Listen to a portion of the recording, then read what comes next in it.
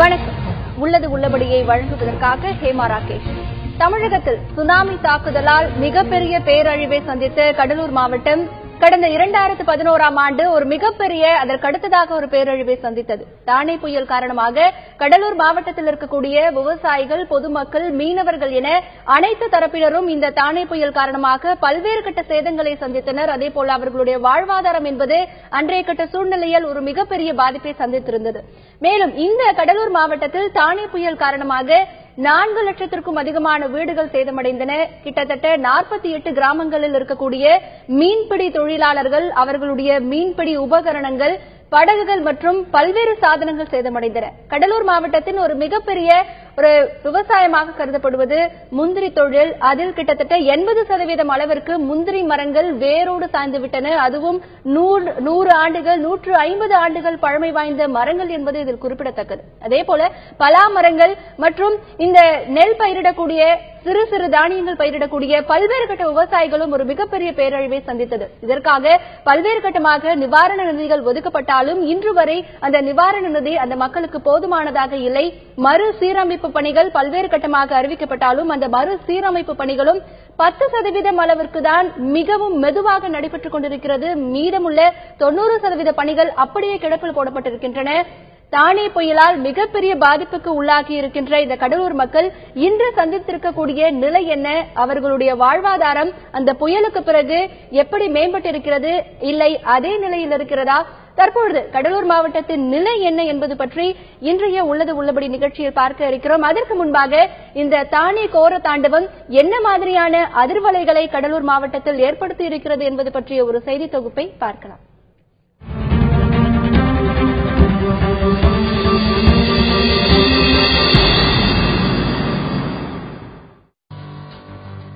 Tsunami கோர தாண்டவத்திலிருந்து மெல்ல மெல்ல மீண்டு வந்த கடலூர் மக்களுக்கு 2011ஆம் ஆண்டு மேலும் ஒரு பேரிடி காத்திருந்தது. டிசம்பர் 30ஆம் தேதி நள்ளிரவு தொடங்கி விடிய விடிய வீசிய புயல் ஒட்டுமொத்த கடலூரை சின்ன பின்னமாக சிதைத்துவிட்டு சென்றது. 136 கிலோமீட்டர் வேகத்தில் வீசிய புயல் காற்றால் 40க்கும் மேற்பட்டோர் உயிரிழந்தனர். 4 லட்சம் வீடுகள் சேதமடைந்தன. 3 லட்சம் ஏக்கர் நிலப்பரப்பில் பயிரிடப்பட்டிருந்த நெல், மணிலா, கரும்பு, பருத்தி, சோளம் உள்ளிட்டவை நாசமாகின. 20,000 ஹெக்டேர் முந்திரி மரங்கள், 505 ஹெக்டேர் பலா மரங்கள் வேரோடு சாய்ந்தன. கடலில் எழுந்த ராட்சச அலைகளால் சோழகன்பேட்டை முதல் நல்லவாடு வரை 48 கிராமங்களைச் சேர்ந்த 82 விசைப்படகுகள், 270 ஃபைபர் படகுகள், 729 கட்டுமரங்கள் தூக்கி வீசப்பட்டு சேதமடைந்தன. மின் கம்பங்கள் சாய்ந்து விழுந்ததால் மின்சாரம் துண்டிக்கப்பட்டு ஒட்டுமொத்த மாவட்டமும் இருளில் மூழ்கின. தானே தாக்குதலில் கடலூர், புதுச்சேரி, நாகை மாவட்டத்தைச் சேர்ந்த பல லட்சம் மக்கள் கடுமையாக பாதிக்கப்பட்டனர். சேத மதிப்பு 10,000 கோடியை எட்டியதாக கூறப்படுகிறது. தானே புயல் தாக்கி 2 ஆண்டுகள் முடிவடைந்த நிலையில் மறுசீரமைப்பு பணிகள் மிக மிக மந்தமான நிலையில் நடந்து வருவதாக அப்பகுதி மக்கள் குற்றம் சாட்டியுள்ளனர். புயலால் வீடுகளை இழந்தவர்களுக்காக 90,000 வீடுகள் கட்ட அரசு உத்தரவு பிறப்பித்தது. ஆனால் இதுவரை 10% பணிகளே நிறைவடைந்துள்ளதாக கூறப்படுகிறது. பயனாளிகள் பட்டியலிலும் பல்வேறு குளறுபடிகள் காணப்படுவதாக கூறப்படுகிறது. இதேபோல் சேதமடைந்த முந்திரி மரங்களுக்கு இழப்பீடாக ஹெக்டேருக்கு 6,000ம், தென்னை மரம் ஒன்றிற்கு 500ம் வழங்கப்பட்டது. மீண்டும் மரங்கள் நட்டு அது பலன் தர 10 ஆண்டுகள் வரை ஆகும். எனவே நிவாரணத் தொகை போதாது என்ற விவசாயிகளின் கோரிக்கை காற்றோடு கரைந்து போனது. இதற்கிடையே சாய்ந்து விழுந்த மரங்கள் அனைத்தும் அகற்றப்பட்டு தோட்டக்கலைத்துறை சார்பில் நவீன ரக கன்றுகள் நடப்பட்டு 5 ஆண்டுகள் பராமரிப்பு பணி நடத்தப்படும் என்று அறிவிக்கப்பட்டது. இந்த பணிகள் பெயரளவிலேயே நடந்து வருவதாக குற்றச்சாட்டு எழுந்துள்ளது. கடலோர பகுதிகளில் பாதிக்கப்பட்ட மக்களுக்கான நிவாரணப் பணிகளும் முழுமையாக சென்றடையவில்லை என்றும் மீனவர்கள் குற்றம் சாட்டியுள்ளனர். தானே புயலால் ஒட்டுமொத்தமாக வாழ்வாதாரத்தை இழந்து தவிக்கும் கடலூர் மக்களின் வாழ்க்கையை மேம்படும் வகையில் துரிதப்படுத்தப்படுமா மறுசீரமைப்பு பணிகள்? 2011ஆம் ஆண்டு டிசம்பர் 30 தானே புயலின் கோர தாண்டவத்தினால் 40க்கும் மேற்பட்டோர் பலிவாங்கப்பட்டிருக்கின்றனர். மேலும் இந்த சூழ்நிலையில் நிவாரணப் பணிகள் என்பது எந்த அளவில் நடைபெற்றது? மேலும் மறுசீரமைப்பு பணிகள் தற்பொழுது எந்த கட்டத்தில் இருக்கின்றது? அதிலும் பல்வேறு கட்டமாக பயனாளிகளுக்கு வீடுகள் கட்டித்தரப்படும் என்று அறிவிப்பு வெளியிடப்பட்டிருந்தது தமிழக அரசு சார்பில். அந்த திட்டம் தற்பொழுது எந்த நிலையில் இருக்கிறது என்பது குறித்துதான் இன்றைய உள்ளது உள்ளபடி நிகழ்ச்சியில் பார்க்க இருக்கிறோம். இன்றைய உள்ளது உள்ளபடி நிகழ்ச்சியில் கடலூர் மாவட்டத்தின் தற்பொழுதைய நிலை குறித்து களத்திலிருந்து நேரடியாக தகவல்களை தர காத்திருக்கிறார் எமது செய்தியாளர் தேவநாதன். பின்னர் கடலூர் மாவட்டத்தின் தற்பொழுதைய மக்களின் நிலை எப்படி இருக்கிறது, அவர்களுடைய வாழ்வாதாரம் இன்றைய சூழ்நிலையில் எப்படி இருக்கிறது, இதை பற்றிய கருத்துக்களை நம்மோடு பகிர்ந்து கொள்ள நமது செய்தி அரங்கிற்கு வருகை தந்திருக்கிறார் தமிழக வாழ்வுரிமை கட்சியின் தலைவர் திரு வேல்முருகன் அவர்கள்.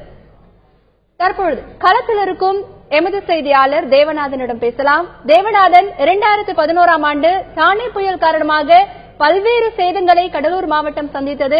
வீடுகளாகட்டும், இல்ல பொதுமக்களாகட்டும், மீனவர்களாகட்டும், என்ன மாதிரியான சேதங்களை அவர்கள் சந்தித்தார்கள், சேத மதிப்பு எவ்வளவு அப்படிங்கிற விவரங்களை சொல்லுங்க. நிச்சயமா இப்ப பாத்தீங்கன்னா நம்ம கடலூர் மாவட்டத்தை பொறுத்தவரைக்கும் கடந்த 10 ஆண்டுகள்ல 3 மிகப்பெரிய தாக்குதலை சந்திச்சிருக்குன்னு சொல்லலாம். 2004ஆம் ஆண்டு சுனாமி. இது பாத்தீங்கன்னா இந்த கடலோர பகுதி மக்கள் முழுமையா அவங்க பின்னோக்கி தள்ளிச்சு. அதே போல 2005ஆம் ஆண்டு ஒரு மிகப்பெரிய வெள்ளம் வந்தது. அதுல பாத்தீங்கன்னா கடலூர் மாவட்டத்தின் பல்வேறு பகுதிகள் துண்டிக்கப்பட்டது. இது பொதுவா பாத்தீங்கன்னா சிதம்பரம் பகுதி விவசாயிகள் இந்த இதுல கடுமையான பாதிப்புக்குள்ளானாங்க. ஆனா இந்த 2011ஆம் ஆண்டு வீசிய இந்த தானே புயல் பாத்தீங்கன்னா கடலூர் மாவட்டத்தை, அதாவது இந்த கடலூர் மாவட்டத்தை முழுமையான பாதிப்புக்குள்ளாக்கி இருக்குன்னு சொல்லலாம். இதுல இந்த பண்ருட்டியை சுத்தி இருக்கிற கிராமங்கள் முழு அளவில் பாதிக்கப்பட்டது. அதாவது இந்த பகுதியில் பாத்தீங்கன்னா முந்திரி, பலா, வாழை மற்றும் அதாவது மத்த எல்லாமே இங்க பாத்தீங்கன்னா ஒரு பணப்பயிர்னு சொல்லுவாங்க. இந்த பணப்பயிர் தான் இந்த பகுதியில் அவர் மிகப்பெரிய பாதிப்பு உண்டாச்சு. அதே போல பாத்தீங்கன்னா இந்த பலா மரங்கள்லாம் ஒரு 100 ஆண்டுகள் முதல் 150 ஆண்டுகள் கூட பழமையான மரங்கள் இருந்தது. அதே போல முந்திரி மரங்கள் பல ஆண்டுகள் பழமையான மரங்கள். இந்த மரங்கள்லாம் அடியோட சாய்ந்து விட்ட காரணத்தினால இங்க இருக்க விவசாயிகளுடைய வாழ்வாதாரம் முழுமையான ஒரு பாதிப்புக்குள்ள ஆயிருக்குது. இந்த நிலையில் தான் இவங்க மீண்டும் தங்களுடைய இதுக்கு திரும்பணும் அப்படின்னு பாத்தீங்கன்னா குறைந்தபட்சம் ஒரு 5 ஆண்டுகளால் ஆகும். இந்த 5 ஆண்டுகளுக்கு பிறகுதான் இவங்களுக்கு ஒரு குறைந்த அளவிலாவது அவங்க மீண்டும் அவங்களுடைய விவசாய பணிகளுக்கு திரும்பக்கூடிய ஒரு நிலை ஏற்படும். ஹேமா, தொடர்ந்து பேசலாம் தேவநாதன். திரு வேல்முருகன், இப்போ கடலூர் மாவட்ட மக்களினுடைய நிலையை தானே புயலுக்கு முன், தானே புயலுக்கு பின் அப்படின்னு பிரிக்கலாம். ஏன்னா பெரும் சேதத்தை சந்திச்சிருக்காங்க புயலுக்கு அப்புறம். அதாவது இந்த புயலுக்கு முன்னாடி அந்த மக்களுடைய வாழ்க்கை வாழ்வாதாரம் எப்படி இருந்தது, இதற்கு பின் அவர்கள் என்ன மாதிரியான ஒரு நிலையில இப்ப இருக்காங்க? கடலூர் மாவட்டத்தை பொறுத்தவரையில் அது முழுவதுமான ஒரு பெரும்பான்மையான விவசாயிகள் வாழ்கின்ற ஒரு பகுதி. முந்திரி, பலா, வாழை, நெல் போன்ற பல்வேறு விதமான பயிர் வகைகளை உற்பத்தி செய்து அவர்கள் யாரிடத்திலும் கையேந்தாமல், பிச்சை எடுக்காமல் அல்லது மாவட்டத்தை விட்டு இடம்பெயர்ந்து வேறு விதமான வேலைகளுக்கு சென்று அலையாமல் தங்களுடைய சுய உழைப்பில் தங்களுடைய சுயமாக தங்களுடைய நிலத்தில் பயிர் செய்து இவர்கள் வாழ்க்கையை வாழ்ந்து வந்தார்கள். அதுபோல் கடற்கரை ஓர கிராமங்களில் இருக்கின்ற மீனவ மக்களும் தங்களுக்கு இருக்கின்ற படகுகளை, கட்டுமரங்களை கொண்டு கடலில் மீன் பிடித்து சுயமாக அவர்கள் தங்கள் வாழ்க்கையை நடத்தி வந்தார்கள். ஆக இவர்களுக்கு ஏற்கனவே சுனாமி என்கிற மிகப்பெரிய ஆழி பேரலையின் தாண்டவத்தில் பாதிப்படைந்த மீனவர்களும் கடலூர் கடற்கரை ஓர மாவட்ட மக்களும், அதற்கு பிறகு ஏற்பட்ட இந்த தானே புயல் இது ஒரு மிகப்பெரிய ஒரு சேதத்தை தமிழ்நாட்டில் ஏற்படுத்தியது. குறிப்பாக கடலூர், விழுப்புரம், நாகை, பாண்டிச்சேரியில் ஒரு பகுதியில் ஏற்படுத்தியது. ஆக இந்த மிகப்பெரிய இந்த பேரழிவை இயற்கை பேரிழப்பாக, பேரிடராக அறிவிக்க வேண்டும் என்று மத்திய அரசை வலியுறுத்தி நான் கூட 2 நாட்களுக்காக அங்கு நெய்வேலியில் மாபெரும் ஒரு உண்ணாவிரதத்தை பல்லாயிரக்கணக்கான மக்களோடு நாங்கள் இருந்தோம். முதலில் இந்த மிகப்பெரிய இந்த பேரழிவை மத்திய மாநில அரசுகள் சாதாரணமாக எடுத்துக்கொண்டன. ஏதோ புயல் வீசியது, கொஞ்சம் மரங்கள் கிளைகள் உடைந்திருக்கும், அவ்வளவுதான், இதில் ஒன்றும் பாதிப்பில்லை என்கிற ஒரு தோற்றத்தை முதலில் அவர்கள் வெளிப்படுத்தினார்கள். அதற்கு பிறகு உங்களை போன்ற ஊடகங்கள், பத்திரிகைகள் இந்த செய்திகளை படம் படமாக எடுத்து பல கட்டுரைகளை எழுதி வெளியிட்ட பிறகு அரசின் கவனம் ஈர்க்கப்பட்டன. அப்படி ஈர்க்கப்பட்டதன் அடிப்படையில் கூட ஒரு பேரிடர், ஒரு மிகப்பெரிய பேரிடர், கிட்டத்தட்ட லட்சக்கணக்கான ஏக்கர் அங்கு விவசாய நிலங்கள் பாதிப்படைந்திருக்கின்றன. ஆனா அரசு கணக்கு என்ன சொல்றாங்க, வெறும் 20,000 ஏக்கர்னு சொல்றாங்க. அதே மாதிரி பலா மரங்கள் என்று சொல்லக்கூடிய நம்முடைய செய்தியாளர் தேவநாதன் அவர்கள் குறிப்பிட்டது போல் பல்லாயிரக்கணக்கான ஏக்கரில் பயிரிடப்பட்ட பலா மரங்கள் 100 ஆண்டு 150 ஆண்டு கடந்து உலகத்திலேயே ஒரு தலைச்சிறந்த பலாசோலை என்று சொல்லக்கூடிய அளவுக்கு இனிப்பு வகை கொண்ட அந்த பலாமரங்கள் எல்லாம் அடியோடு முற்றுமுதலுமாக அழிக்கப்பட்டன. ஆனா அதை நம்முடைய அரசு புள்ளி விவரங்களை வெறும் 500 ஏக்கர் தான் பாதிப்பு அப்படின்னு சொல்றாங்க. அதே மாதிரி முந்திரி வெறும் 20,000 ஏக்கர் அப்படின்னு சொல்றாங்க.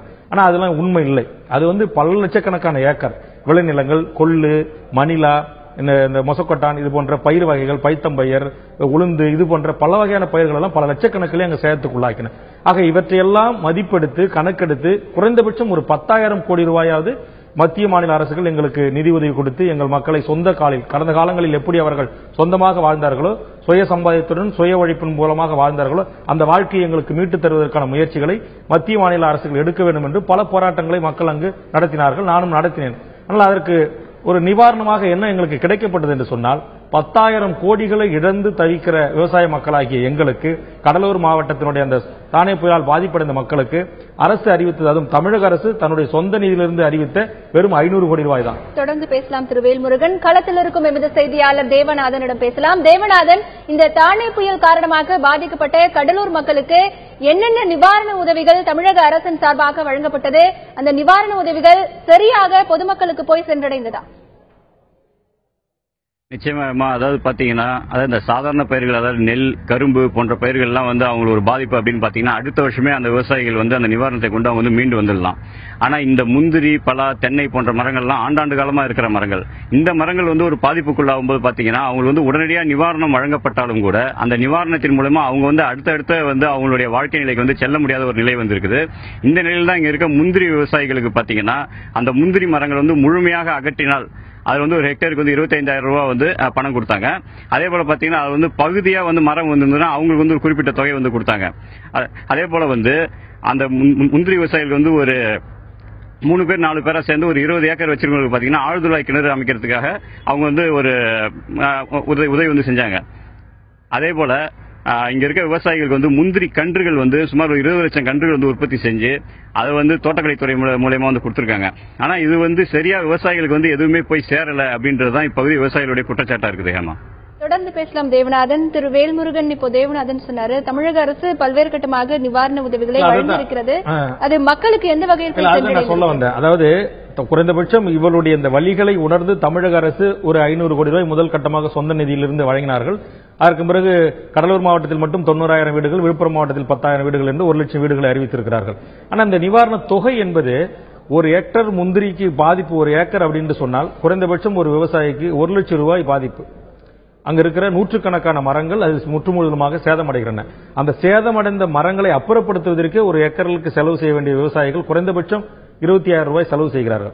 ஆனா அரசு கொடுப்பது என்பது வெறும் 3,000 ரூபாய். அது வந்து எந்த விதத்திலையும் அவர்கள் அதை அப்புறப்படுத்துவதற்கு கூட அந்த பணம் அவர்களுக்கு போதாது. ஆனால் அன்றைய சூழல் விவசாயிகள் கூலிகளுடைய நிலைமைகள், அந்த பெட்ரோல் போட்டு அந்த கட்டிங் மிஷினை வச்சு அதை அப்புறப்படுத்த அப்படி சிக்கல்கள் இருந்தன.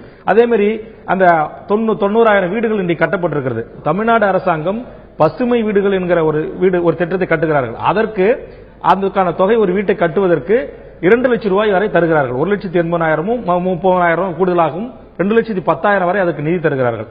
ஆனால் இந்த தானே புயல் பாதிக்கப்பட்டவர்களுக்கு வீடு கட்டுவதற்கு வெறும் 1 லட்சம் ரூபாய் தருகிறார்கள். இன்றைக்கு விற்கிற சிமெண்ட், கம்பி விலை, கொத்தனார்கள் என்ற ஆட்கூலிகள் இவையெல்லாம் அதுக்கு ஒண்ணுமே பண்ண. நான் கேட்கிறேன், எதுக்கு அரசு கட்ட ஒரு ஸ்கீம் என்ற ஒரு பொதுமக்களுக்கு ஒரு வாழ்வதற்கு ஒரு வீடு கட்டி தருகின்ற போது ஒரு வீடு கட்டி தருவதற்கு 3 சதுர அடியில் 2,10,000 ரூபாயும், இந்த தானே புயல் பாதிக்கப்பட்ட 4 லட்சம் மக்களிலே அது 1 லட்சம் மக்களுக்கு மட்டும் தான் வீடு, 1 லட்சம் வீடுகளை கட்டி தரப்படுது. அதுக்கு கூட பாத்தீங்கன்னா அதுல சரிபாதி வெறும் 1 லட்சம் ரூபாயில கட்டி தராங்க. அதே மாதிரி இந்த முந்திரிக்கு நாங்க கேட்ட தொகை வந்து ஹெக்டருக்கு குறைந்தபட்சம் அரசு 50,000 ரூபாய் கொடுக்கணும் அப்படின்னு சொன்னா, ஆனா அங்க வெறும் ஏக்கருக்கு 3,000 ரூபாய் தான், ஹெக்டருக்கு 9,000 ரூபாய் தான். அதே மாதிரி எல்லா தொகையும் பலாமரத்துக்கு கொடுத்தது வெறும் 3,000 ரூபாய். அதே மாதிரி நெல், கரும்பு உள்ளிட்ட பயிர்களுக்கு கொடுத்தது வெறும் ஏக்கருக்கு 3,000 ரூபாய் தான். ஆக அது மடுவுக்கும் அளவுக்கும் ஒரு அளவு என்று சொல்வார்கள். அது போன்ற ஒரு மிகப்பெரிய வித்தியாசம் இருந்தது.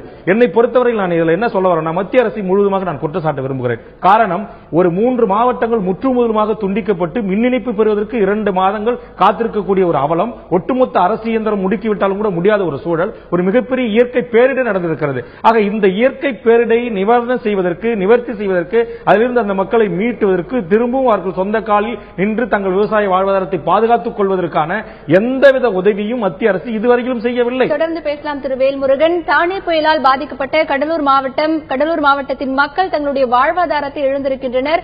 மேலும் இந்த மாவட்டத்தில் மறுசீரமைப்பு பணிகள் என்பது மிக மிக மெதுவாகவே நடைபெற்று வருகிறது. அதே போல தானே புயல் காரணமாக பாதிக்கப்பட்ட மக்களுக்கு வழங்கப்பட்ட நிவாரண தொகையும் அங்கு இருக்கக்கூடிய விவசாயிகளுக்கும் பொதுமக்களுக்கும் போதுமானதாக இல்லை. இதற்கான காரணம் மற்றும் தற்பொழுது அங்கு பணிகள் எப்படி நடைபெற்றுக் கொண்டிருக்கின்றன என்பது குறித்தும் பார்த்து வருகிறோம். தற்பொழுது களத்தில் இருக்கும் எமது செய்தியாளர் தேவநாதனிடம் கேட்கலாம். தேவநாதன், இந்த தானே புயல் காரணமாக 4 லட்சம் மக்கள் வீடுகளை இழந்திருக்கின்றனர்.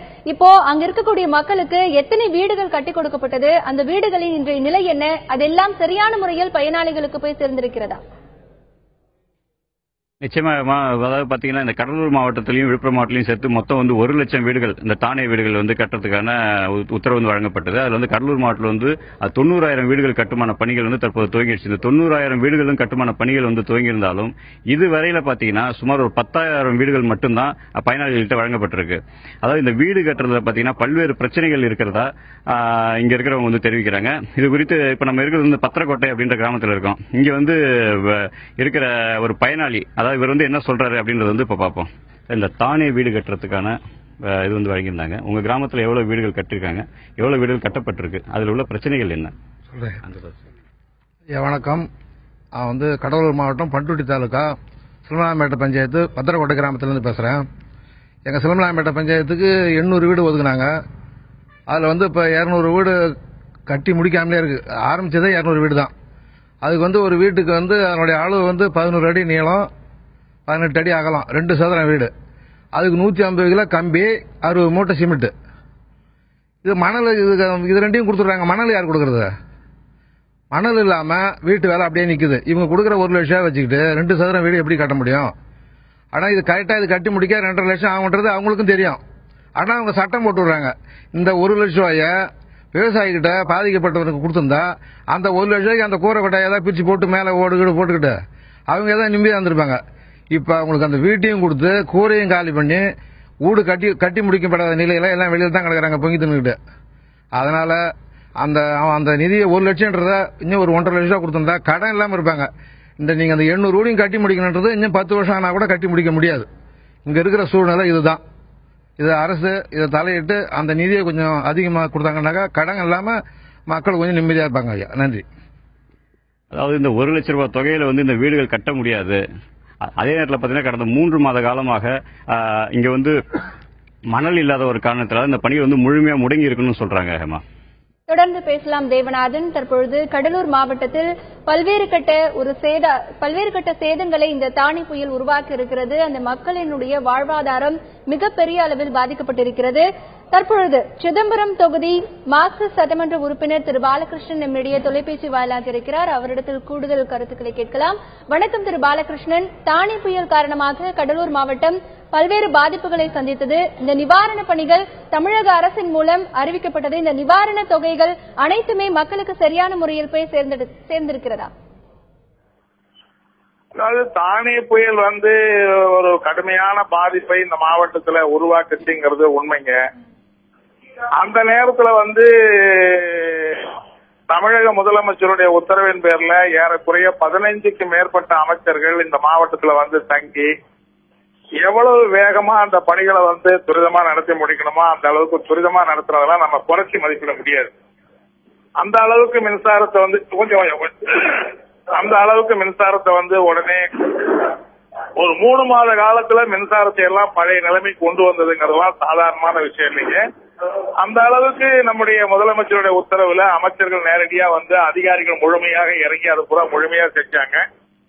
அதே மாதிரி இதுவரைக்கும் எவ்வளவோ புயல்கள் எவ்வளவோ இயற்கை பாதிப்புகள் வந்த போது கூட அரசு அப்ப ஏதாவது நிவாரணம் கொடுப்பாங்களே தவிர ஒரு 1000 கோடி ரூபாயை ஒதுக்கி 1 லட்சம் வீடுகள் கட்டுகிற திட்டத்தை இதுக்கு முன்னாடி எந்த அரசும் இந்த மாவட்டத்துல மட்டுமில்லை எந்த மாவட்டத்திலையும் நிறைவேற்றல. இப்ப தானே புயலால பாதிக்கப்பட்ட இந்த கடலூர் விழுப்புரம் மாவட்டத்துக்கு மட்டும் 1 லட்சம் வீடுகள் கட்டுகிற திட்டத்தையும் மாண்புமிகு முதலமைச்சர் அறிவிச்சு அதுக்கான பணத்தையும் ஒதுக்குனாங்க.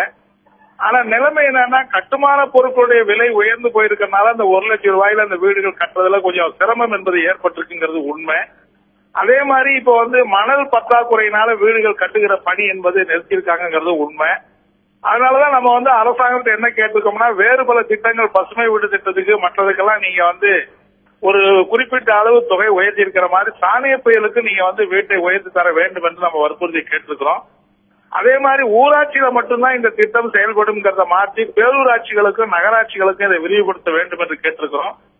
அடுத்து மரங்கள் பாதிக்கப்பட்டவர்களுக்கெல்லாம் அரசு இலவசமா தென்னை கன்றுகள், இலவசமா முந்திரி, பலா போன்ற கன்றுகள் வழங்குகிற திட்டத்தை செயல்படுத்தி இருக்கிறாங்க. ஆனா அதுல சில இடங்கள்ல அதிகாரிகள் பண்ண தப்பினால அந்த கருதுகள் வெளிமாநிலங்களுக்கு கடத்தப்பட்ட சம்பவங்களும் இருக்கு. அதையெல்லாம் களைய வேண்டும் என்று நம்ம மாண்புமிகு முதலமைச்சருக்கும் நம்முடைய வருவாய்த்துறை அமைச்சருக்கும் திரும்ப திரும்ப வற்புறுத்திக்கிட்டு இருக்கிறோம். இப்ப என்னன்னா பெரும்பகுதி இந்த வீடு கட்டுகிற திட்டத்துக்கு அரசு கொஞ்சம் தொகையை உயர்த்தி கொடுத்தா ஒரு பெரிய திட்டத்தை கட்டி முடிச்சு அந்த மக்களுக்கு சிரமம் இல்லாம அந்த வீடுகளை கட்டி முடிச்சு எல்லாரும் நல்ல இடத்துல குடியேறுகிற நிலைமை என்பது ஏற்படும் நான் தெரிவிக்க விரும்புகிறேன்.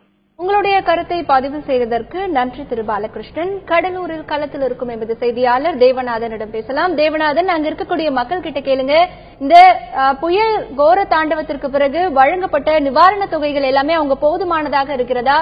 மறுசீரமைப்பு பணிகள் அவங்களுக்கு திருப்திகரமா இருக்காங்க நடந்து கொண்டிருக்கிறது? அவங்க கிட்ட கேளுங்க.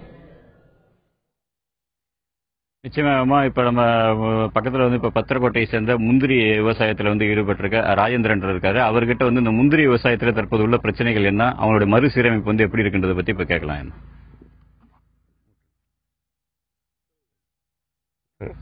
நாங்க கடலூர் மாவட்டத்தை சேர்ந்தவங்க, சிலம்பரம் மாவட்ட ஊராட்சி பத்திரக்கோட்டை கிராமத்தை சேர்ந்தவர், முன்னாள் ஊராட்சி மன்ற தலைவராக இருந்தவர்.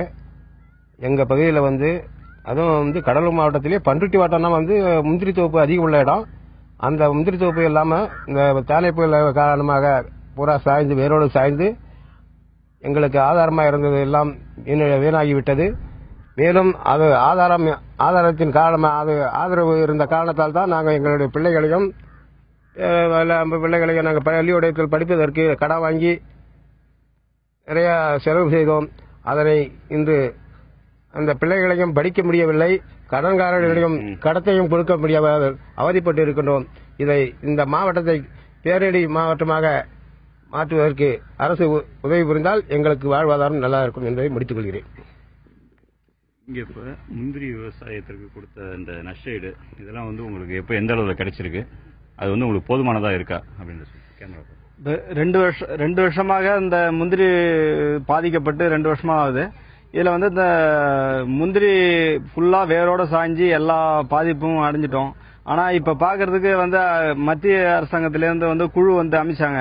அதுல இந்த முந்திரி மரங்கள்லாம் 1-2 நல்லா இருக்கிற மாதிரி தெரிஞ்சதுனால அதனால முந்திரி எல்லாம் நல்லா இருக்கு அப்படின்ற மாதிரி சொல்லிட்டு போயிட்டாங்க. ஆனா அந்த முந்திரி இப்ப 2 வருஷமாக ஒண்ணுமே காய்க்கல. அதனால இந்த முந்திரியை சுத்தமா அழிச்சாதான் நாங்க முந்திரி மாசல் செஞ்சாதான் எங்களுக்கு முந்திரி கொட்டை இது பண்ணி ஏதாவது ஒரு மாசல் எடுக்கலாம். அதனால மாற்று வழி தெரியாத நாங்க முழிச்சிட்டு இருக்கோம். இதுக்கு அரசாங்கம் நிவாரண தொகை வழங்குவதாக அறிவிச்சு அந்த நிவாரண தொகை உரிய நபருக்கு ஒழுங்கா கிடைக்கல.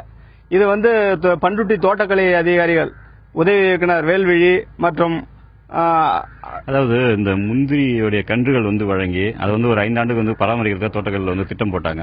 அது மூலமா முந்திரி கன்றுகள் உங்களுக்கு வழங்கப்பட்டதா, அதை அவங்க பராமரிச்சுட்டு வராங்களா? முந்திரி கண்ணே வழங்காமலே அவங்களே கையெழுத்து போட்டு எங்களுக்கு வழங்கியதாக ஒரு ஆவணம் ரெடி பண்ணி வச்சிருக்காங்க. இதை வன்மையா கண்டிக்கிறாங்க. எங்களுக்கு முந்திரி கண்ணே இது வரைக்கும் வழங்கல. அதே போல நிவாரண தொகையை 2வது நிவாரண தொகை 30% வழங்குவதாக சொன்னார்கள். அந்த 30% நிவாரண தொகையும் இதுவரை எங்களுக்கு கிடைக்கவில்லை. அதை பற்றி தோட்டக்கலை அதிகாரிகள் அனைவரிடம் போய் சொன்னோம். ஆனா இதுவரைக்கும் நடவடிக்கை எடுக்கல. ஆனா நாங்க தகவல் அறியும் சட்டத்தின் மூலமாக ஒரு சில தகவல்கள் கேட்டோம். அவங்க என்ன சொல்றாங்கன்னா, அந்த தகவலை வாபஸ் பெற்றுக்குங்க, உங்களுக்கு நாங்க நீங்க எவ்வளவு கேக்குறீங்களோ நாங்க போட்டு தரோம் இப்படின்னு ஒரு முரண்பாடான ஒரு பதில சொல்றாங்க. இந்த மாதிரி அதிகாரிகள் நெருக்க இருக்கிற போது இதை இவங்களை உண்மையிலே இந்த அதிகாரிகள் எல்லாம் மாத்தணும். இல்லைன்னா எங்களுக்கு இது போன்ற அரசாங்கம் இது போன்ற நிவாரண தொகை கொடுத்தோம் எங்களுக்கு இந்த பலனடிக்காதான் இருக்குது. இதனால அரசாங்கத்துக்கும் ஒரு குற்றச்சாட்டா தான் அமையுது. இதனால இதன் மூலமா அரசாங்கம் தலையிட்டு எங்களுக்கு உரிய நிவாரணம் வழங்க வேண்டும். இந்த வாய்ப்புக்கு நன்றி கூறி விடைபெறுகிறேன். அதாவது கடலூர் மாவட்டத்தில் பாத்தீங்கன்னா மொத்தம் 20 லட்சம் முந்திரி கன்றுகள் உற்பத்தி பண்ணி இந்த விவசாயத்துக்கு தரத்தான பணிகள் நடந்துட்டு இருந்தது. இதுல பாத்தீங்கன்னா தோட்டக்கலைத்துறை அதிகாரி என்ன பண்ணாருன்னு கேட்டீங்கன்னா, இந்த முந்திரி மரங்கள் சத்தீஸ்கர் மாநிலத்திற்கு கடத்திய ஒரு சம்பவம் கடலூர் மாவட்டத்தில் நடைபெற்றது. இதுக்கு அப்ப போலீசார் இதை கண்டுபிடிச்சு அந்த அதிகாரி கைது பண்ணாங்க. அதன் பிறகு இந்த முந்திரி கன்றுகள் வழங்கும் திட்டம் முழு முனைப்போடு நடந்து தற்போது பல்வேறு பகுதிகளுக்கும் முந்திரி கன்றுகள் வழங்கப்பட்டுள்ளது அதிகாரிகள் தரப்பில் தெரிவிக்கப்பட்டிருக்கு. தற்போது நம்ம கிட்ட இந்த பகுதியில் இருக்கிற பலா மரங்கள் அதிகமா வச்சிருந்த அவர் விவசாயி இருக்காரு. அவர்கிட்ட இதை பத்தி நம்ம கேட்கலாம். கடலூர் மாவட்டம் பண்ருட்டி ஒன்றியம் பத்திரக்கோட்டை கிராமத்தை சேர்ந்தவன். ஆயிரக்கணக்கான பண்ருட்டி பலா விவசாயிகள் நானும் ஒருவன். எனக்கு ஒரு 250 பலா மரங்கள் இருந்தது. தானே புயலால் அனைத்து மரங்களும் அடியோடு சாய்ந்து வீணாகிவிட்டது. அதற்கு நிவாரணம் கோரி தாலுகா ஆபீஸில் மனு கொடுத்தோம். வெறும் 1300 ரூபாய் எனக்கு நிவாரணம் வழங்கப்பட்டது. அந்த 1300 ரூபாய்க்கு ஒரு 10 பலாக்கன்று கூட வாங்க முடியாது. திரும்பவும் எங்கள் வாழ்வாதாரம் பாதிக்கப்பட்ட சூழலில் நாங்கள் எப்படி நிவாரணமும் வழங்கப்படவில்லை, எங்களுக்கு கன்று வழங்கப்படவில்லை, அதற்கான எந்த ஒரு நிவாரண தொகை வழங்கப்படவில்லை. இப்படி இருக்கின்ற பொழுது இந்த அரசு எங்களுக்கு சரியான நிவாரணம் வழங்கி பலாக்கன்றுகளை கொடுத்து மீண்டும் எங்கள் வாழ்வாதாரத்தை காப்பாற்ற வேண்டுவது இந்த அரசுடைய கடமை. எனவே இந்த பலாக்கன்றும் இதற்கான தேவையான உரம், பூச்சி மருந்து இதெல்லாம் கொடுத்து எங்கள் வாழ்வாதாரத்தை மீண்டும் நிலைநாட்ட வேண்டும் என்பதை என் கருத்தை கூறுகிறேன். அதேமா இங்க பாத்தீங்கன்னா முந்திரி கன்றுகள் வந்து அதிக அளவு உற்பத்தி பண்ணி கொடுத்த மாதிரி பலா மரங்கள் வந்து விவசாயிக்கு வழங்கப்படலை அப்படின்னு ஒரு குற்றச்சாட்டு வந்து இருக்குது. ஏன்னு கேட்டீங்கன்னா பண்ருட்டி பலா வந்து உலகளாவிய ஒரு புகழ்பெற்ற பலாமரம். இந்த பலாமரங்கள்ல வந்துட்டு பாத்தீங்கன்னா கடந்த ஆண்டே வந்து பலாப்பழங்கள் வந்து அதிக அளவில் இங்க கிடைக்கல. வெளி மாநில பலாப்பழங்கள் வந்து பண்ருட்டியில் இருக்கக்கூடிய ஒரு நிலை வந்து ஏற்பட்டது. இந்த நிலையில் தான் வந்து இந்த பண்ருட்டி பலாக்கன்களை வந்து உற்பத்தி செஞ்சு தங்களுக்கு வழங்கணும், அதாவது முந்திரி கன்றுகள் வழங்கியது போல பலாக்கன்றுகளும் தங்களுக்கு வழங்கப்பட வேண்டும் அப்படின்றது இங்க உள்ள விவசாயிகளோட ஒரு முக்கிய கோரிக்கையா இருக்குது. ஏமா தொடர்ந்து பேசலாம் தேவநாதன். திரு வேல்முருகன், இப்ப அங்க இருக்கக்கூடிய விவசாயிகள் அவங்களுடைய கோரிக்கையை சொன்னாங்க.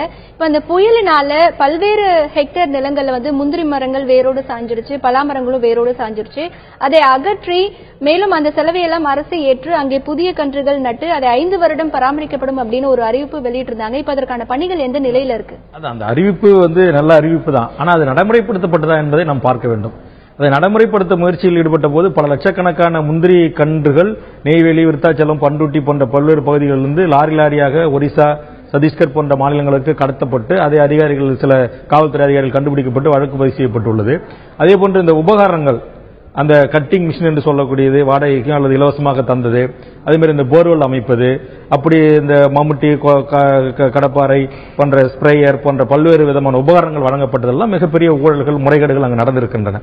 ஆனா அந்த விவசாயிகளுடைய கோரிக்கை என்பது முற்றுமுதலுமாக இதுவரையிலும் தீர்க்கப்படவில்லை. அதில் வெறும் ஒரு 5% தான் இன்றைக்கு ஓரளவுக்கு நிறைவேற்றப்பட்டிருக்காக நாம் கருதுகிறோம். அதற்கு காரணம் மிகப்பெரிய ஒரு பொருளாதார சூழல் அங்கு இருக்கிறது. அதை வந்து இது போன்ற பேரிடர் ஏற்படுகின்ற போது மத்திய அரசு ஓரளவுக்கு மாநில அரசுக்கு நிதியை தந்து அது ஒரு பேரிடராக கருதி அந்த நிவாரணத்தின் அடிப்படையில் அந்த நிவாரண பணிகளை மேற்கொள்ள வேண்டும்.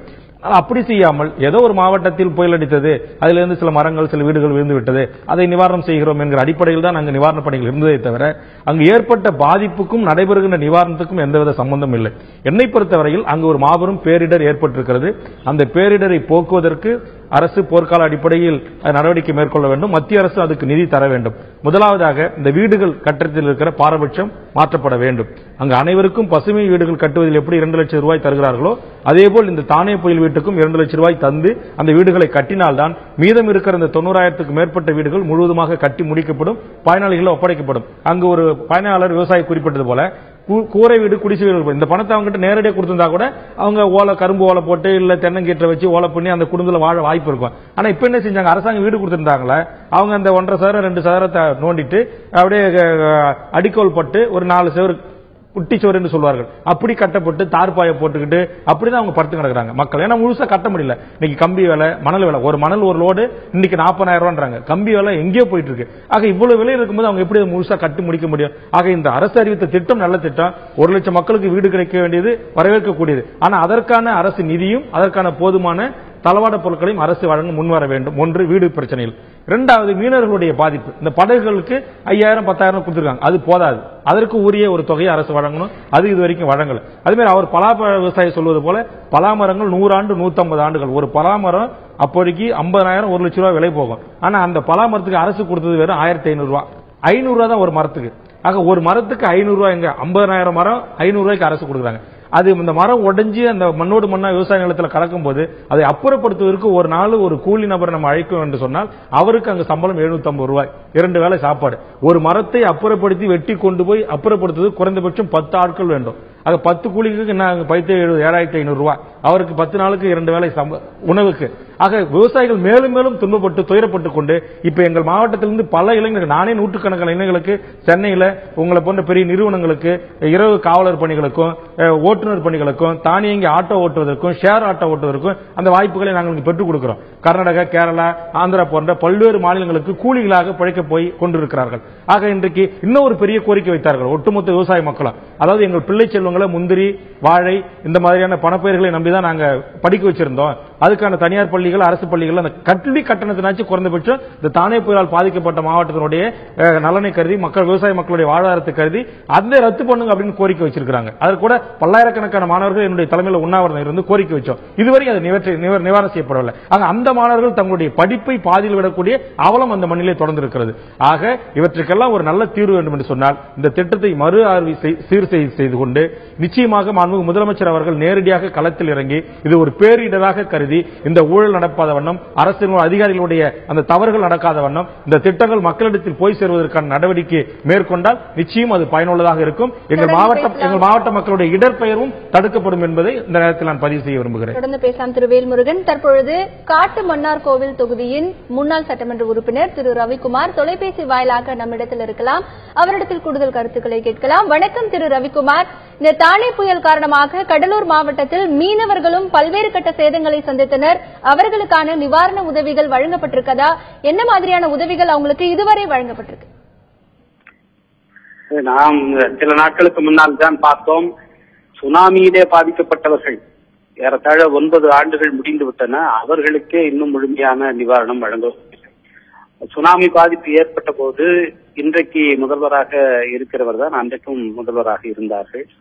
அது உலகிலேயே நாங்கள் தான் சுனாமி மறுவாழ்வு திட்டங்களை மிக சிறப்பாக நிறைவேற்றினோம் என்றும் அவர்கள் சொல்லிக் கொண்டார்கள். என்றாலும் இன்னமும் கூட அந்த பாதிப்பு நிகழ்ந்த பகுதிகளிலே மறு கட்டுமானம் என்பது முழுமையடையவில்லை. பல்வேறு தொண்டு நிறுவனங்கள் வந்து அந்த பணிகளில் ஈடுபட்டார்கள். அவர்களும் கூட முழுமையாக அந்த பணிகளை செய்து முடிக்காமல் போய்விட்டார்கள். அதுபோலத்தான் இன்றைக்கு தானே புயலால் பாதிக்கப்பட்டவர்களுடைய மறுவாழ்வு மறுகட்டுமான பணிகளும் இன்னமும் ஒரு பாதி அளவை கூட எட்டாத ஒரு நிலையை தான் நாம் பார்க்கிறோம். குறிப்பாக இந்த 1 லட்சம் வீடுகள் கட்டித் தருகிற அந்த திட்ட அறிவிப்பு வந்தபோது நாங்கள் எங்கள் கட்சியின் சார்பில் முதல்வருடைய அந்த அறிவிப்பை நாங்கள் வரவேற்றோம். ஏனென்று சொன்னால் மிக அதிகமாக குடிசை பகுதிகள் நிரம்பி இருக்கிற ஒரு மாவட்டமாக விழுப்புரம் மாவட்டமும் கடலூர் மாவட்டமும் இருக்கின்றன. கடந்த திமுக ஆட்சியில என்னுடைய கோரிக்கையை ஏற்றுத்தான் அந்த குடிசைகளை மாற்றிவிட்டு கான்கிரீட் வீடுகள் கட்டுகிற 21 லட்சம் வீடுகள் கட்டுகிற திட்டத்தை கொண்டு வந்தார்கள். இந்த ஆட்சி வந்ததும் அந்த திட்டத்தை கைவிட்டு விட்டார்கள். ஆனால் அப்படி கைவிட்ட அந்த மக்களுக்கு ஏதோ இந்த தானே புயல் விளைவாகவாவது ஒரு வீடு கிடைப்பதற்கு ஒரு வழி பிறந்திருக்கிறே என்று நாங்கள் எண்ணி அந்த அறிவிப்பை வரவேற்றோம். ஆனால் இன்றைக்கு பார்த்தால் ஒரு 10% வீடுகள் கூட கட்டி முடிக்கப்படவில்லை என்கிற புள்ளி விவரங்களை அதிகாரிகளே தருகிறார்கள். ஆக இந்த மறுகட்டுமான நடவடிக்கைகள் அறிவிப்புக்கும் அந்த நடவடிக்கைகளுக்கும் எவ்வளவு தூரம் இருக்கிறது என்பது நமக்கு தெரிகிறது. இது பொதுவாக இந்த பிரச்சனை மட்டுமல்ல, இந்த ஆட்சியினுடைய அறிவிப்புகள் எல்லாவற்றை பற்றியுமே இதே போன்ற புகார்கள் தொடர்ந்து பல தரப்பினராலும் சொல்லப்பட்டு வருகின்றன. இந்த தானே புயலால் பாதிக்கப்பட்ட மக்கள் மட்டுமல்ல, இன்றைக்கு ஆட்சியிலே செய்யப்பட்ட அறிவிப்புகளோடு நின்று விடுகின்றன. அவை செயல் வடிவம் பெறுவதில்லை என்பதை பலரும் சுட்டிக்காட்டுகிறார்கள். அதை முதல்வர் அவர்கள் கவனத்தில் எடுத்துக்கொண்டு அந்த அறிவிப்புகளுக்கு செயல் வடிவம் கொடுப்பதற்கு முன்வர வேண்டும். குறிப்பாக இந்த தானே புயலால் பாதிக்கப்பட்ட அந்த மக்கள் மீனவ மக்களாக இருந்தாலும் சரி, அது ஆதிதிராவிட மக்களாக இருந்தாலும் சரி, அதுவும் குறிப்பாக கடலூர் விழுப்புரத்திலே அதிகமாக பாதிக்கப்பட்ட வன்னியர் சமூகத்தைச் சேர்ந்த மக்களாக இருந்தாலும் சரி, அவர்களுக்கு அந்த நிவாரணங்கள் முழுமையாக போய் சேர்வதற்கு உடனடியான நடவடிக்கைகளை எடுக்க வேண்டும். இன்னும் ஒரு முக்கியமான விஷயம், தமிழகம் என்பது இந்த கிரீன் கவர் என்று சொல்வார்கள், பசுமை பாதுகாப்பு என்பதிலே மிகவும் குறைவாக இருக்கு. இந்தியாவிலே மிக குறைவாக இருக்கிற மாநிலங்களில் தமிழகம் ஒன்று. அந்த கிரீன் கவர் குறைய குறைய நமக்கு இயற்கையாக கிடைக்க வேண்டிய மழை வளம் என்பது குறைகிறது. இந்த தானே புயலால் மிக அதிக அளவிலே மரங்கள் பாதிக்கப்பட்டன. அன்றைக்கு சிறப்பு அதிகாரியாக நியமிக்கப்பட்ட திரு ராஜேந்திர ரத்னு அவர்களுக்கு கூட நான் அதை சொன்னேன், அவரிடத்திலும் எடுத்து சொன்னேன். அந்த மரங்கள் விழுந்த மரங்களுக்கு பதிலாக மரங்களை ஏற்படுத்துவது மட்டுமல்ல, தேசிய அளவிலான சராசரியாக இருக்கின்ற கிரீன் கவரை ஏற்படுத்துவதற்கு இதை ஒரு சந்தர்ப்பமாக பயன்படுத்திக் கொள்ள வேண்டும் என்று நான் கோரிக்கை விடுத்தேன். அதற்கான நடவடிக்கைகளும் சுத்தமாக அங்கே எதுவுமே நடைபெறவில்லை. இது மிகவும் வேதனையாக இருக்கிறது. தமிழக அரசு இதில் மெத்தனம் காட்டக்கூடாது. உடனடியாக இந்த நிவாரண நடவடிக்கைகளை முடுக்கிவிட வேண்டும். அவர்கள் வாக்குறுதி அளித்த திட்டங்களையாவது உடனடியாக நிறைவேற்றி தர வேண்டும். இல்லை என்றால் பாராளுமன்ற தேர்தல் இன்னும் ஒரு சில மாதங்களில் வர இருக்கிறது. அப்பொழுது அந்த மக்கள் எப்படி அந்த அரசுக்கு தங்களுடைய எதிர்ப்பை காட்டுவார்கள் என்பதையும் அவர்கள் உணர்ந்து கொள்ள வேண்டும் என்று நான் இங்கே தெரிவித்துக் கொள்கிறேன். உங்களுடைய கருத்தை பதிவு செய்ததற்கு நன்றி திரு ரவிக்குமார். தானே புயல் காரணமாக அறிவிக்கப்பட்ட நிவாரண தொகை முறையாக பயனாளிகளுக்கு போய் சேர்ந்திருக்கிறதா, இதை யார் கண்காணிக்கிறார்கள் என்பது குறித்த பல தகவல்களை பார்க்கலாம். களத்தில் இருக்கும் எமது செய்தியாளர் தேவநாதனிடம் பேசலாம். தேவநாதன், இப்போ தானே புயலால் பாதிக்கப்பட்டவர்களுக்கு நிவாரண தொகைகள் அறிவிக்கப்பட்டது, மேலும் பல பயனாளிகளுக்கு வழங்கப்பட்டது. இது சரியான முறையில் வழங்கப்பட்டிருக்கிறதா அப்படின்னு கண்காணிப்பதற்காக குழு ஏதாவது அமைக்கப்பட்டதா? இதை யார் கண்காணித்துக் கொண்டிருக்கிறார்கள்? நிச்சயமா அந்த மாதிரி குழுக்கள் எதுவும் இதுவரைக்கும் இங்க அமைக்கப்படல. ஆனா அதே நேரத்தில் பாத்தீங்கன்னா, அதாவது இந்த தானே புயல்ல பாதிக்கப்பட்டவங்க அவங்களுக்கு ஏன் இன்னும் கிடைக்கல, அந்த நிவாரணம் கிடைக்கல அப்படின்னு சொல்லிட்டு தொடக்க வேளாண்மை கூட்டுறவு வங்கிக்கு போறாங்க. தொடக்க வேளாண்மை கூட்டுறவு வங்கியில அவங்க போய் தோட்டக்கலையை பாருங்கன்றாங்க. தோட்டக்கலைக்கு அவங்க போகும்போது அங்கேயும் அவங்களுக்கு சரியான தகவல் கிடைக்கல. அப்படி சரி எப்படிதான் அவங்க இந்த தகவல் கிடைக்கும் அப்படின்றால் தகவல் அறியும் உரிமை சட்டத்தில் ஒரு மனு போடுறாங்க. அதன் மூலியமா அவங்களுக்கு அதிர்ச்சிகரமான தகவல் கிடைக்குது. இந்த மனுவை போட்டவரே அது குறித்த தகவல் நமக்கு சொல்லுவாரு. நாங்க மேல்மாம்பட்டு கிராமத்துல இருந்து பேசுறோம். எங்க மேல்மாம்பட்டு கிராமத்துல நிறைய ஊழல் செஞ்சிருக்குன்னு எங்களுக்கு தெரிய வந்தது. நாங்க அது சம்பந்தமா கடாம்பு தொடக்க வேளாண்மை கூட்டுறவு வங்கி போயிட்டு நாங்க கேட்கும்போது இன்னும் பட்டியல் வரல, உங்களுக்கு பணம் வரலன்னு சொன்னாங்க. ஆனா தோட்டக்காலத்துல பட்டியல் வாங்கி பார்க்கும்போது பேர்லாம் எங்களோட பேர் இருக்கு. இப்ப தோட்டக்காலத்துக்கு திரும்ப போயிட்டு அவங்ககிட்ட கூட்டுறவு வங்கி இங்க பணம் கொடுத்து பட்டியல் கொடுங்கன்னு கேட்டா அது தரமாட்டேங்கிறார். அது நீங்க பார்வையிடலாங்க, பார்வையிடும் போகும்போது காமிக்க மாட்டேங்கிறாங்க. தொடக்க தலைவர்கிட்ட கேட்கும்போது என்ன சொல்லிட்டாரு, எல்லாருக்கும் ஒரு பைசா கூட நிலுவை இல்லாம உறுதி வழங்கப்பட்ட சொல்லி உறுதி அளிக்கணும்னு சொல்லிட்டு அவர் அதுக்கு பதில் கொடுக்கிறாரு. அதனால தோட்டக்கலைத்துறையும் கூட்டுறவு வங்கியில சேர்ந்து விவோ இருக்காரு, அவர் எல்லாம் சேர்ந்து 30% கெட்டி கொடுத்தாங்க பாருங்க. அந்த அப்ளிகேஷன் எடுத்து திரும்ப வச்சு 100% பண்ணதா போர்ஜரி பண்ணி அவங்களே கையெழுத்து போலி கையெழுத்து போட்டு பூனை பணத்தை எடுத்துட்டாங்க. அதுக்கான ஆதாரங்கள் நாங்க வாங்கி வச்சிருக்கோம். அதுக்கான இதெல்லாம் எங்கிட்ட ரெக்கார்டு இருக்கு. இதுல தோட்டக்கலைத்துறை ஏடிகட்சி சங்கரலிங்கம் எங்கிட்ட வாங்கிட்டு போற அவர்கள தகவல் தெரிவிச்சிருக்கேன். அதனால அவங்க மேல உரிமையா சரியான நடவடிக்கை எடுத்து அந்த தோட்டக்காலத்தில் இருக்கிறவங்க அத்தனை பேரையும் பதவி நீக்கம் செய்யணும். அவங்களுக்கு சரியான முறையான நடவடிக்கை ஊழல் தடுப்பு காவல் பிரிவில் அவங்கள குற்ற வழக்கு பதிவு பண்ணி அத்தனை பேரும் முடிவாக நடக்கும். இதுக்கு காரணம் எங்க விவோ தான் போலீஸ் சான்றிதழ் அவர் கொடுக்கறதுல அவரை மிஞ்சதுக்கு ஆளே இல்லை. அந்த அளவுக்கு போலீஸ் சார்ஜ் வழங்கிட்டு இருக்காரு. அவர் காசுக்கு 1000 ரூபாய் கொடுத்தா உங்களுக்கு 15 ஹெக்டேர் 20 ஹெக்டேர் கூட அது கொடுக்கறது தயாரா இருக்காரு. அவருக்கு தேவை பணம் மட்டுமே குறிக்கோளா கொண்டு செயல்படுறாரு. அதுக்கு தகுந்த ஏடி ஆபீஸ்ல பண்ருட்டி தோட்ட வேளாண்மை கூட்டுறவு வங்கியோ அவங்க இதுலயும் சேர்ந்துட்டு தோட்டக்கலைத்துறையிலையும் ஏகப்பட்ட ஊழல் செய்யறாங்க. அப்ளிகேஷன் ஃபுல்லா போர்ஜரி பண்ணி அவங்களே ரெடி பண்ணி கொடுத்துக்கிறாங்க. அதுக்கு தகுந்த மாதிரி அவங்க அரசியல்வாதிகளுக்கு போன் பண்ணி சொன்னாலே போதும், அதுக்கு தகுந்த எல்லா ஏற்பாடும் பண்ணி கொடுத்து அதுக்கு அவங்களுடைய ஆளுங்களை கொண்டு கூட்டுறவு வங்கியிலே அவங்களுக்கு ரெடி பண்ணி வச்சிருக்காங்க. எல்லாத்தையுமே போர்ஜரி ஆவணங்கள் தான் ரெடி பண்றாங்க. ஏன்னா ஃபர்ஸ்ட் 30% வாங்கின அந்த போட்டோ ரேஷன் கார்டு ஜெராக்ஸ் அவங்க எல்லா எவிடன்ஸ் அவங்க கையில் இருக்கு. அதையே திரும்ப போட்டோலாம் இன்னைக்கு எல்லாம் டெக்னாலஜி வந்தனால எல்லாத்தையுமே ரெடி பண்ணி கொடுத்துக்கிறாங்க. அவங்க கொடுத்து பண்ணி எல்லாமே போலி ஆவணங்களை வச்சு ஃபுல்லா ரெடி பண்றாங்க. கடாம்புலி தொடக்க வேளாண்மை கூட்டுறவு வங்கியை முழுசா ஆய்வு செய்யணும். அங்க ஏகப்பட்ட போர்ஜரி நடந்திருக்கு.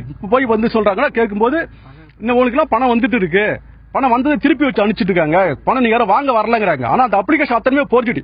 விவசாயிகளுக்கு தெரியாமலேயே அவங்களே ரெடி பண்ணி வச்சது. அதனால தகவல் உரிமைச்சது நாங்க வாங்கும்போது அந்த பேர்ல எங்களுக்கு ஞாபகத்துக்கு வருது. திரும்ப இந்த முழுசா 100% வெட்டணும் சொல்ற 1 ஹெக்டேர் நிலம் கூட இன்னைக்கு முழுசா மாம்பட்டில் வெட்டல.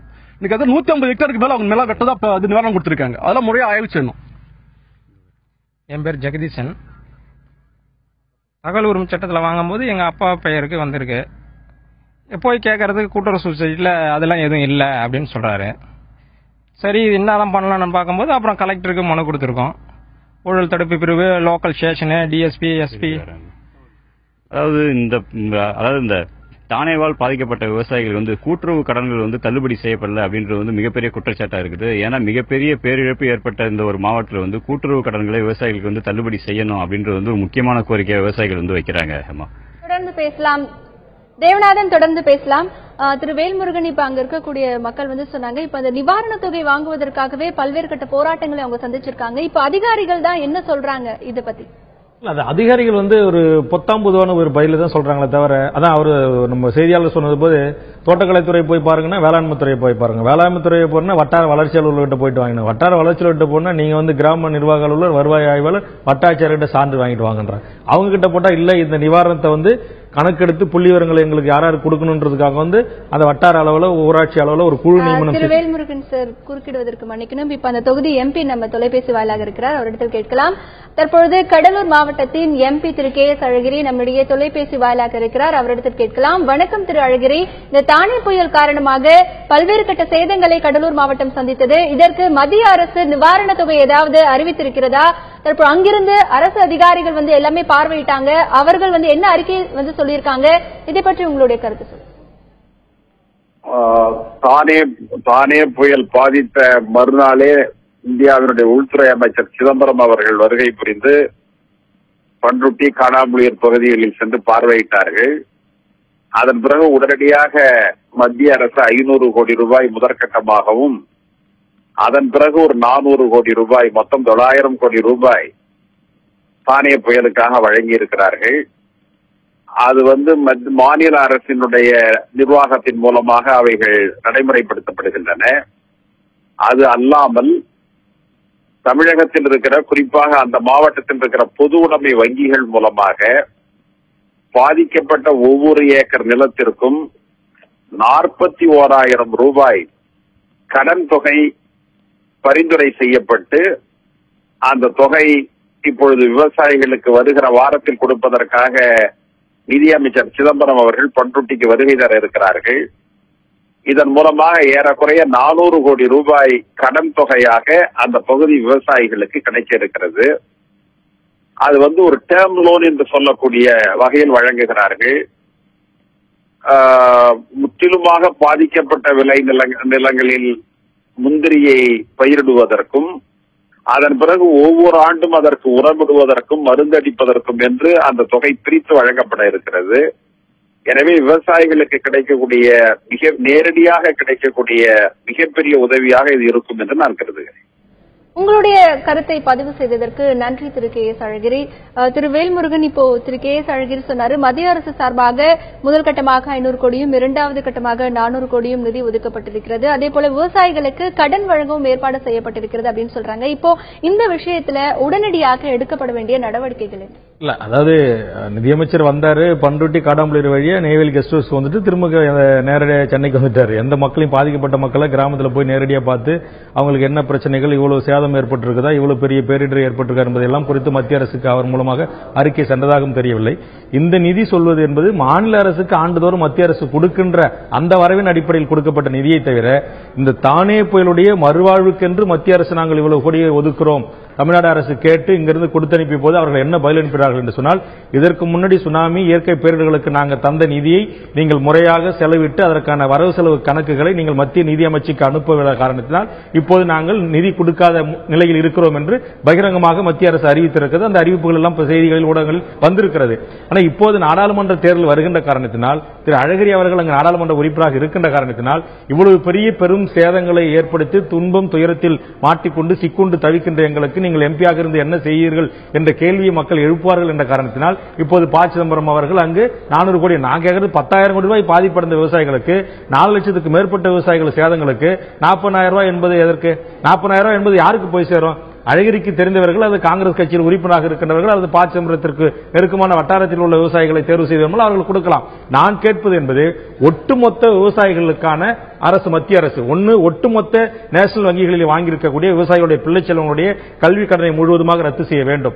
மத்திய கூட்டுறவு வங்கிகளுக்கு மாநில அரசுக்கு மத்திய அரசு ஒரு பேக்கேஜ் நிதியை தந்து இந்த கடலோரக்கரை ஓரம் வாழ்கின்ற விவசாயிகள் அடிக்கடி இயற்கை சீற்றங்களால் பாதிக்கப்பட்டு பெரிய துன்பத்துக்கு, துயரங்களுக்கு ஆளாகின்றார்களே, அவருடைய அனைத்து கடன்களையும், அது கூட்டுறவு வங்கியாக இருந்தாலும் தேசிய வங்கிகளாக இருந்தாலும் அனைத்து வங்கி கடன்களையும் முழுவதுமாக மத்திய அரசே கட்டி அந்த கடனை அடைத்து அவர்களை அந்த துயரத்திலிருந்து மீட்க வேண்டும். ஒன்று, அல்லது குறைந்தபட்சம் வட்டி இல்லாத கடன் கூட்டுறவு வங்கிகள் மூலமாக, தேசிய வங்கிகள் மூலமாக வட்டி இல்லாத கடனை கொடுக்கணும். ஆனா அதெல்லாம் இது வரைக்கும் மத்திய அரசு இந்த 2 காலமா செஞ்சிருக்கா அப்படின்னா எதுவுமே செய்யல.